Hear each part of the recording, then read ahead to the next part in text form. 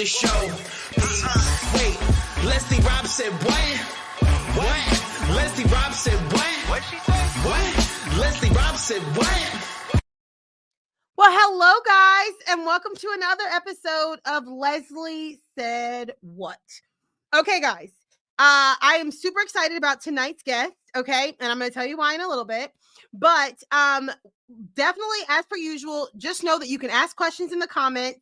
You can definitely comment, and we want to recognize you. So if you have any questions, any comments, definitely to chime in, because it's a topic that, trust me, more and more as each year goes by, we all need help on. And that is teaching students who don't speak English. It's become harder and harder each year for teachers, and teachers have definitely communicated how difficult it is to teach students who don't speak English. So our topic for tonight is top tips for teaching students who don't speak English, and we have Miss Patterson, the ESL extraordinaire, who is going to be here to talk to us all about it.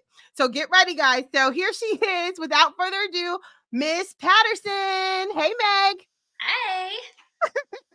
Now, guys, for those of you who don't know, Meg is actually my best friend.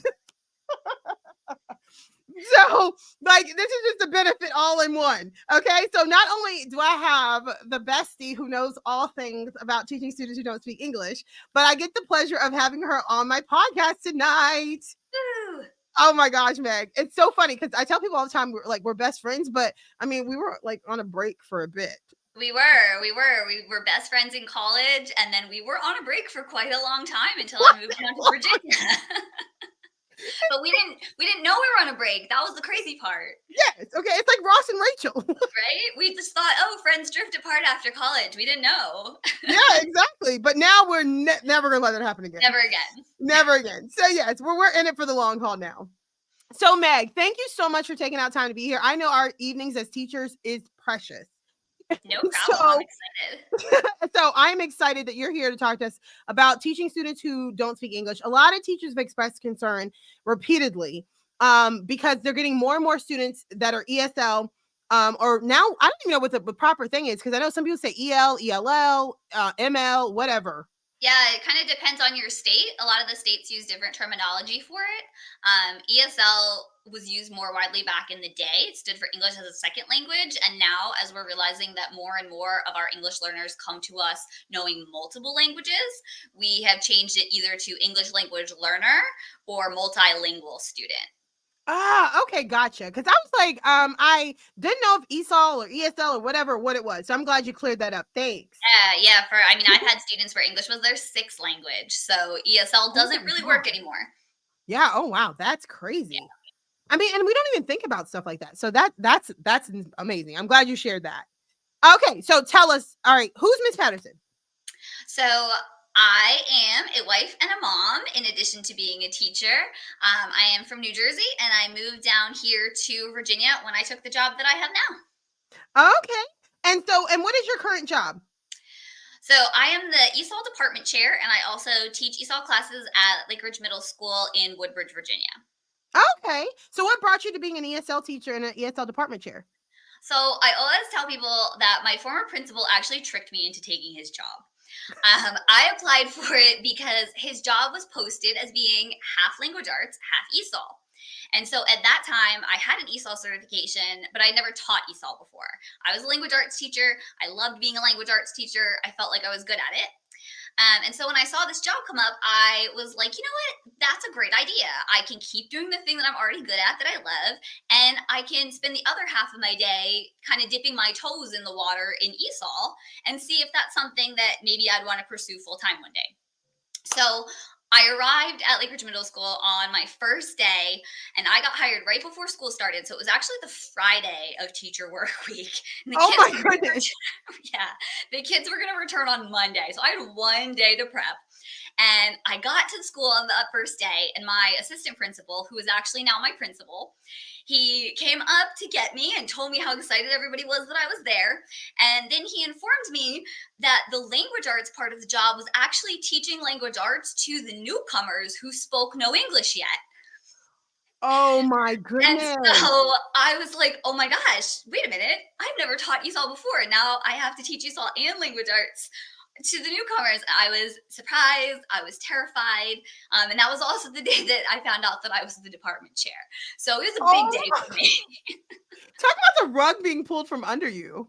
But I am someone who does not like to admit when I feel like I'm in over my head. So I was just like, cool, I got this. It's going to be great. Show no fear. You're like, we can do it.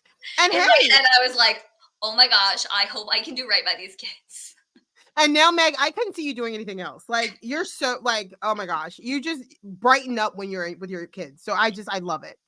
Now, so you said you were at middle school, so that explains what grade level you work with. Yeah, so I am lucky. I get to teach all grades most years. We Mhm. try to keep the kids with the ESOL teacher that they start with in sixth grade all the way through so that they can build strong relationships with them.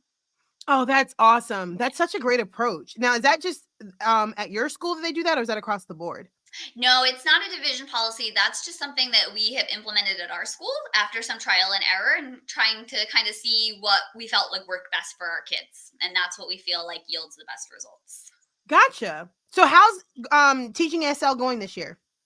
It's been really fun, actually. This has been a fun year. I'm teaching a couple of classes self-contained in my own classroom for the higher level kids this year, actually, the threes and fours. And then I'm co-teaching in eighth grade science and eighth grade social studies, which is really fun. My co-teachers are awesome. We have a great time together. And my day goes by really fast because I'm always doing something different. Oh, that's awesome. Oh my gosh, I love it. I just love it. And I'm telling you guys, if you only knew, Meg is like all things ESL. So Meg, go ahead, share us, girl. Tell us our top tips for teaching students who don't speak English. So my first tip is always to be purposeful in your planning. You cannot just walk into a room, especially as a core content teacher, a room with L's in it and not be sure what you're doing with them. So the planning phase is really, really critical. You have to look at your lessons with new eyes and look not just for language that may be advanced and words they don't know, but also content that requires cultural competency that they might not have. Because a lot of times as native English speakers and people who live in North America, we don't even realize how much cultural context is packed into so much of what we do at school. And it really sets our L's at a disadvantage when they don't have that foundational knowledge. So for example, one year, our eighth grade language arts department gave a test, and the test had a reading passage and question set on it that was completely about life in small town America. And so it was talking about being Oh as no. American as apple pie and playing baseball.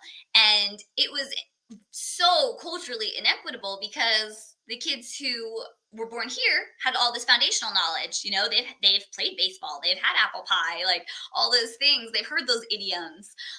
But for our kids, a lot of them didn't know what baseball was. They didn't even know what sport it was or how to play it, and they've never had apple pie. And you know, they don't know idioms yet. And so there's just a lot of pieces other than vocabulary that goes into purposefully planning for L's. And luckily, one of our teachers in that department, she realized it and she pointed it out and she was like, hey, I think we need to change this and make this more culturally sensitive. And that's hard work, but it's Yeah. really important work to be that advocate for your L's when you see something like that, because it's easy to overlook as native English speakers. So true. And when Meg says your L's, guys, that is EL, meaning like your English language learners. Right, right. Now, So Meg, something that you said, the cultural part is 100%. I taught at a high school in Prince William that has a large EL population, and we had a pep rally, and so like the majority of our students were Hispanic. And so, but they weren't Hispanic American, they were Hispanic from other countries. And so a lot of them were level ones, level twos. And when I say level one, level two, I'm talking about their EL level. And so a lot of my students were like, you know, the principal kept saying, well, why is not everybody hyped up? Why? Because they had no idea what they were supposed to do. They were like, what's a pep rally? So I get the cultural piece for sure. And that's really overwhelming, right? Like, yeah. like what are all these people doing? Yeah, like why are they? What is happening right now? Yeah. So kind of along with the planning, when you get to your instruction phase, you really have two main jobs when you work with L students. You need to differentiate for them. So you do not have to feel like you have to teach them the same way or even the same lessons that you're giving the native English speakers. They need to learn the same skills, but you can do that in so many ways that address their needs better. They can have different reading passages. You can have a different series of mini lessons. You can use centers, letting them use first language for writing and discussion. And it's a lot of work for teachers. The first year they really start to do this because you have to go back to all of your lessons and see what might be difficult, but it's so worth it when you see how excited they get about their success.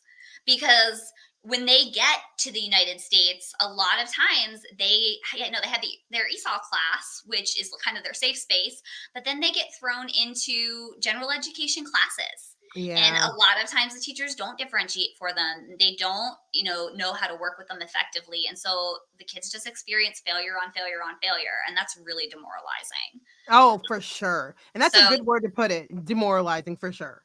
differentiation is key. And then making sure the work is scaffolded. Right? So you can Oh. use sentence and paragraph frames for writing tasks. You can use translated text for kids who are literate in their first language. Not all kids are. You can have word walls up. You can display student writing and have them edit each other's work so they can see what is good and what can be improved on. You can fill in missing foundational skills and knowledge gaps, but also at the same time acknowledge the talents and skills that they do have. We want to True. make sure that we have that asset-based mindset when we talk about our L's, because they hear a lot of what they don't have. And so that they need to know that they come with talents and skills that can be leveraged. And it might not look the same as native English speakers, but it's just as critical and just as valuable. And that's so and you know what? I do notice that when I do give my students something different, I do try to hype it up like it's just as good, it's just the same. You know what I mean? Like it's Yeah. just as, because then they feel like they're getting it's almost like, like a kid, who are siblings, and it's like, I don't want to be the baby. I don't want to have the baby food. I want to have the big kid food. It's almost in that same context, but when it comes to our L's, they tend to feel like, well, they're dumbing it down for me, type of thing. So Yeah. And it doesn't need to be dumbed down. You can have rigor in differentiated content. And that's so important. Like, most of our kids come to us with some school background. Some of our kids come to us with a super strong full background. And, they deserve a rigorous education just like any other child. And it's up to us to figure out what we need to kind of modify and tweak in our normal instructional practices to make sure that they get that. Because the pace might be different and the assignments might look a little different. There might be a lot there that's a little bit different, but they deserve that just as much as anybody else. oh, and I can agree with you more. And the part that I wanted to pick out that you had said earlier was about if they're literate in their native language, because a lot of teachers think like the one size fits all is just to translate it and give the kid a copy.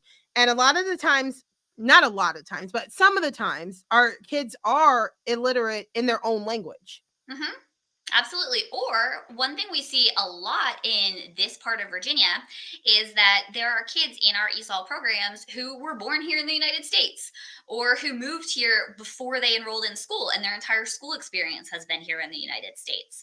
And they're in an ESOL program because of needs that they have, specifically in literacy, usually in reading and writing skills.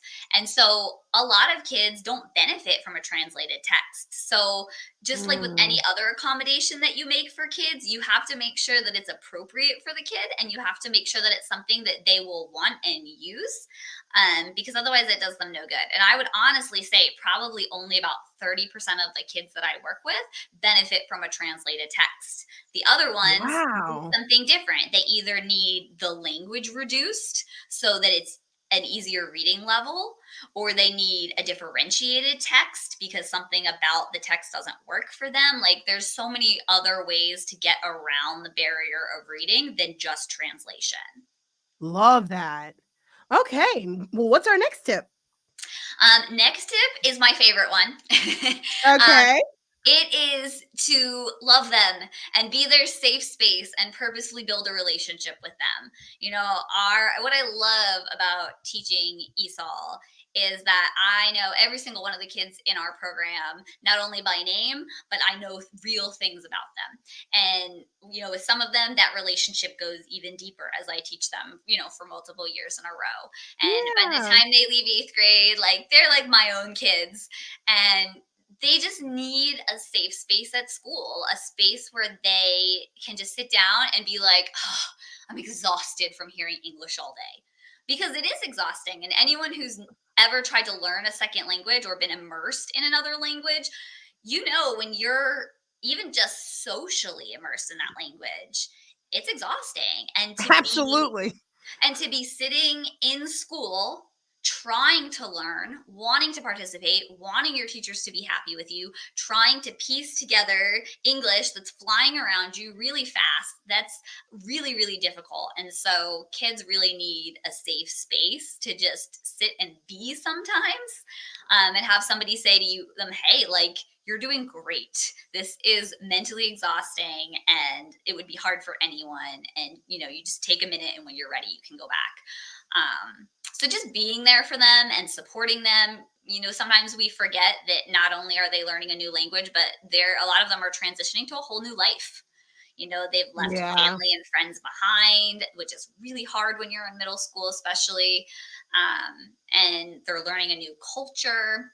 They might be doing it with or without family members that are really important to them. So, being there for them, for their social and emotional needs, honestly, is just as important as being there for them academically. And when people are thinking about switching to ESOL and they ask me about it, that's always what I tell them. ESOL is so emotionally heavy. Oh, for sure. I And can only imagine. when I taught language arts, I could leave it all at school at the end of the day, but you can't. To be an effective ESOL teacher, you cannot do that. Yeah, Yeah, so no. Clem said she agrees with you. She said, yes, absolutely. And then she said, hi, Meg, hi, in the Clemmy. comments. Yeah, and you know what's so fun? I love their families, right? Like when you have L's, you get to know their families too. And, we do Mhm. home visits at our school. We love home visits. And it's something that not a lot of schools do, but oh my gosh, are they valuable? Because Yeah. families love to see you. Immigrant families are notoriously hospitable. They will roll out the red carpet for you. You will eat delicious food. You will talk to them and hang out with them. And it's just so much fun and such a cool way for home and school to connect, I love especially that. because some of their parents and guardians are really busy working lots of jobs to try to survive as they adjust to a new place. 100%. 100%. And that's so funny because you're right. Like most of my L's that I had in previous years, like I'm still close with them now and their families because that's just how it goes. Like they literally, like you said, they pour out the red carpet for you. It's like Yeah. amazing. Yeah, Yeah. I have my first group of 6th graders are freshmen in college now. And I still see quite a few of them regularly, which is so special. Yeah. Oh, that's so good. Yeah. Clem says you are doing amazing at your job, and she says that in the comments. And then Dave, Sounds a little bit biased. he's just a tad bit biased, and Dave is even more more biased in the comments. But he says since Clem's posting, I will too. Can Meg share a story of how her success has made a difference in some of these kids' lives? So, do you want to share a story, Meg? Oh my goodness. I don't even know which one to share. So I think I will share my closest relationship from that first 6th grade class. So this student is in college now. And she's really special to me for a lot of reasons. I think, we always all joke in that group of kids that we were all new together, right? It was my first day at Lake Ridge Middle School. It was their first day at Lake Ridge Middle School. All of our first day in school in Virginia. We were all learning something new. None of us had been in ESOL before. Like, it was new for all of us. And so on that first day, I had this 6th grader. And she and I could say like 2 words to each other because that's what she knew in English and what I knew in Spanish. And Yeah. so we would say hello and goodbye to each other in English and in Spanish every day. And that was pretty much it. And as a brand new ESOL teacher, I was overwhelmed with the thought that I am the person who is responsible for teaching her English from word 3 up. Like me, that's my job. And if she doesn't become English proficient, it's my fault. And she Oh, is the sweetest child I've ever met in my life. And I want to do right by her, but oh my goodness, what am I going to do? And over the course of that first year, her friends, she had a couple friends who kind of adopted her because it was her first year in US schools. mhm. And these girls in her grade who were level threes and had been here for a couple of years, they kind of adopted her. And at one point they said to me, hey, can we bring her to start having lunch with you so she can get extra practice? And so we formed this little lunch group and we met almost every day that year, sixth grade, and we worked together. And her English improved so much. And by the time she came back to school for seventh grade, we could have whole conversations in English. Oh, that's Um, awesome. Embarrassingly, my Spanish did not improve. She showed me up so hard. And then, that second year, as she was learning more, she became a master at charades. She would act out what she wanted to say. And, she just became so good at communicating non-verbally in addition to the new English that she was developing. And once again, her ESOL level shot up. And in Oh, eighth wow. grade, after only a year and a half in US schools, we took our English proficiency test. She exited. She was requalified, fully English proficient That after is amazing. a year and a half. And that year, she also got into our gifted education program and passed every one of her SOLs. And it Meg. And it then for was those who don't know what SOLs is, it's our state test. it was what I needed to feel like I could do this job. Oh, And, that's you know, awesome. she is still to this day the kid that I see most often from that grade. I mean, we text each other all the time and we meet up a couple times a year for a lunch or a dinner and just talk and hang out. And when she's having trouble in school, she calls me and we've just stayed really, really close. I'll send her books to read in Spanish and be like, don't forget your Spanish. You need to practice that too. And we've just found a lot of ways to stay connected over the years. And I just feel so fortunate that she wants to do that. And I love that because a lot of a lot of times what we fail to realize is that our kids almost like my L's, I know I would often find that they didn't want to admit they speak Spanish. Like it was like almost a shame to them. So I'm glad that like you still sent you send her books in Spanish because you're like, hey, don't forget your Spanish and don't neglect your Spanish. Like it's still a huge part of you. And I tell my students all the time, it's gonna be awesome that you're bilingual. Like Oh, yeah. I tell kids, people pay for that, right? like for Adults sure. go back to school or buy Rosetta Stone and pay to acquire this skill that you already have. So losing that is just stupid, honestly. A Like, hundred and they'll be percent. like, "Are you calling me stupid?" I'm like, "No, I'm not calling you stupid, but I'm saying you could make a stupid choice here. Like, you Yeah. are at a crossroads, and you need to make the right choice, and you need to be proud of that first language and develop it and use it because it Yeah. is a marketable skill for adults to have." It's true. It's so true. In the comments, Alexandra says sometimes that is just enough. A kind word, a hug, a smile, it makes a big difference. And it does make a big difference with our L students for sure. And honestly, them giving me a hug and a smile sometimes makes a bigger difference in my day than I could ever make in their day, right? Like it Yeah, goes both ways. exactly. 100%. Do you have any final tips for us, Meg? No, those are my top four. Well, we are loving this. Okay, so this is a question that I ask teachers after they're done sharing their tips. I ask, okay, I say teaching is a mission field, and we have to be the hands and feet of Jesus. How do you see yourself doing that each day? So I think I'm set up to do that so much as an ESOL teacher. It's one of the things I love. And I really truly believe that if you're going to be an effective ESOL teacher, you cannot see this as a job. You have to see it as a calling because you have to be willing to go all in and do life with these kids and their families. Yeah, Um, and I think, I just get to serve my students and their families in so many ways. And that makes all the things that are difficult about teaching or about ESOL or anything really, it makes it all worth it. And our pastor was actually talking yesterday about how in Matthew 10, Jesus sends his disciples into villages to serve their first solo mission without him. And when he does that, they're not preaching, they're not planning churches, they go to fulfill people's basic needs. And wow, so well that's put. right. That's kind of how I see the mission of what I do at school. Like, I am there to serve my families and to make their lives easier. And yeah, that means that I spend a lot of time at school. I spend a lot of time in the neighborhood. Often I'm there more than I'm at home. But that's something that I treasure. That opportunity to do life with people, to be trusted with their needs, to be valued so much, and to have the opportunity to really get in there with them and make a difference for them. Yeah.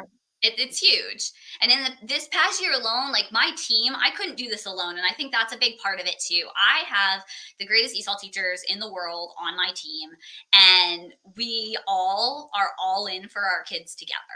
I And love that. we just have had so many opportunities to love on our students in super tangible ways. Even in this year alone, we have been able to, do free tutoring. We've helped one of our families furnish their apartment when we realized Oh it my was God. empty and they had no furniture. My partner teacher has taken families to the movies. We drop groceries off to people. We go to sports games and drama performances, and we do, home visits. Just such a wide variety of things that we get to do. And it's such a privilege to be able to do all that. Yeah, that's amazing. I never was able to get it at deep with kids and families before I started teaching ESOL. And it's one of the things I just absolutely love about it. And my co-teacher, Carrie, she is fantastic. And she has taken this a step further than I even have, where she has taken it upon herself to go do home visits with families who are new to the US from very different cultures, and like talk to them about things like hygiene and how it's different here and what they can do to help their kids, Oh, have that's the kind of amazing. hygiene we have here so they can acclimate and make friends faster and be accepted. And, all those little things, they add up. They add up to a lot. And our family, Yeah. How they amazing. appreciate them. Yeah. And it's just Wow. so rewarding. Yeah. It Oh, for sure. I makes me love all it. emotional when I think about how our families welcome us into their lives and let us be part of that. It's just so awesome. Like, and just to hear what you guys do, it goes so far beyond just teaching them English. You know Yep. what I mean? Like, it's so much more than that. Yep. Dave said in the comments, which is a good transition into this, he said, you already touched on this, but it's so important when you layer in the situations these kids might be dealing with outside of learning English, shifts in migration from war, leaving behind family, assimilating to a new culture. It's incredible. That is so true and so well said. It is. And I never realized, and it's terrible to say this, but as a middle class American, I never gave much thought to immigration and our immigration Mhm. policies and things like that before I took this job.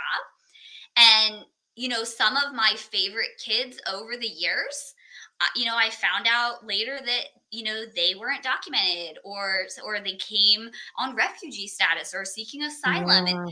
And you really start to internalize and realize how big these issues are and how important it is that we approach them the way Jesus would, right? Yeah. Because in the Bible, it says that we are supposed to welcome foreigners and, include them in our land and make them feel at home. And it's something that you have to be purposeful Oh, about. And 100%. I think until I built these relationships with these kids and put faces on these stories, doing that made it very real for me. The first time I had a kid that I knew was undocumented not show up to school and I didn't know why, like, I was scared.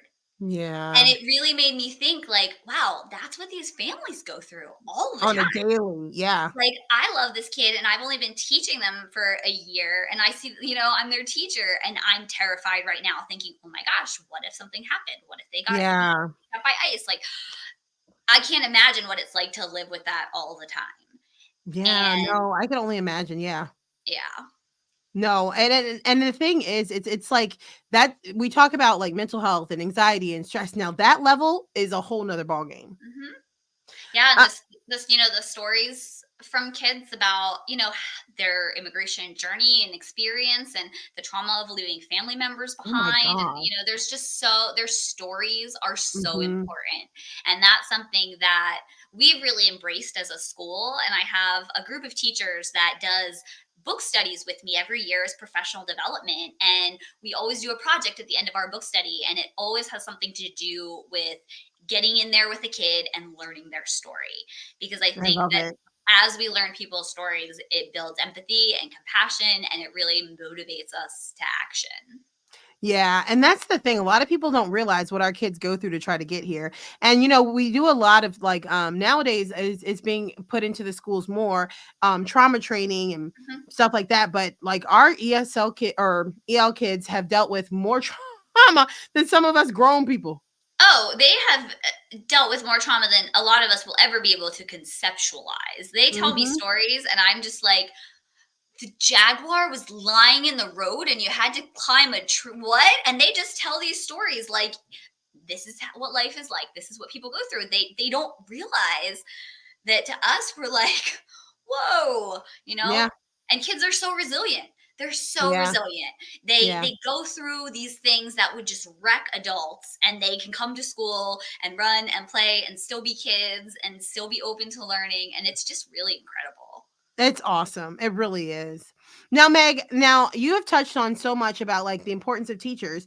What encouragement would you offer to fellow teachers who just want to give up at this point? It's hard right now. I get that. But I do truly believe that we are here for such a time as this, just like Queen Esther. And being a teacher is hard, but we have so much impact on the lives of kids and their families. And, any job you have, there's going to be hard things about it.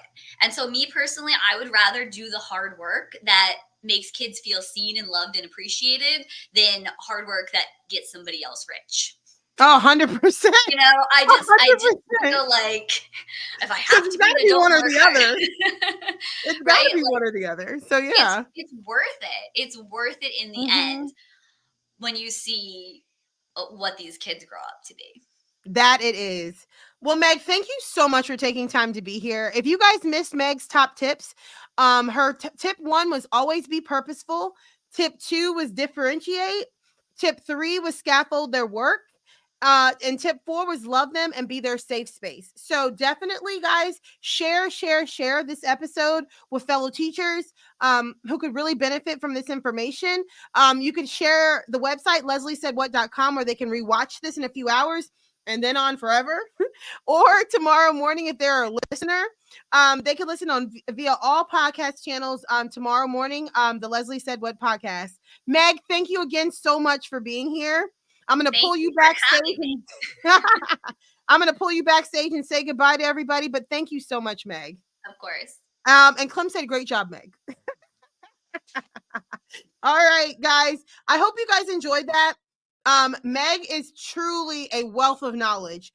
If there was a question that you wanted to ask and you just weren't comfortable asking, or if there's a comment you wanted to make and you weren't quite comfortable wanting to do it on air, definitely shoot me those questions in the DMs and I will ask Meg for you. I'm sure she'd be more than happy to answer your questions. But thank you all, as always, for being here. You guys make my day, because without you guys, guess what? It wouldn't be much of an episode. I'm just saying, okay? Because, if you don't listen or watch, then there's no audience. So thank you so much for taking the time to be here. Leslie Said What, Season 4, Episode 13 is out. Let's be comedy.